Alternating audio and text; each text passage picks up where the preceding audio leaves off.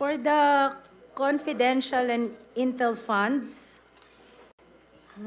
for 2026 National Expenditure Program, ang total po ng Confi and Intel is 10.77 billion pesos. Ang breakdown po nito is confidential is 4.368 billion at ang Intel po ay 6.398 billion pesos.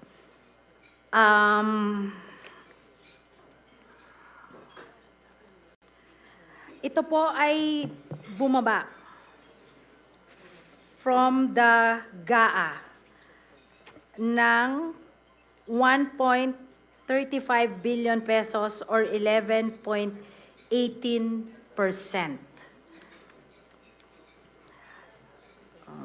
Breakdown.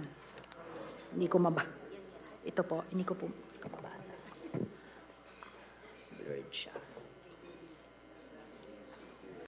siya. Okay. Sa total na lang, Ms. Tina, and then I can give you, kasi may breakdown eh. Yes po, ma'am. So for the, ito. Ayan. So ang pinakamataas po is Office of the President with 4.5 billion pesos po. Next is the Department of National Defense with 1.9 billion pesos, 1.848 billion pesos. And then, other executive offices po, maraming breakdown. Kasama po kasi dyan yung Anti-Money Laundering Council, Games and Amusement Board, NICA, National Security Council, Office of the Presidential Advisor on Peace, Reconciliation and Unity, Philippine Drug Enforcement.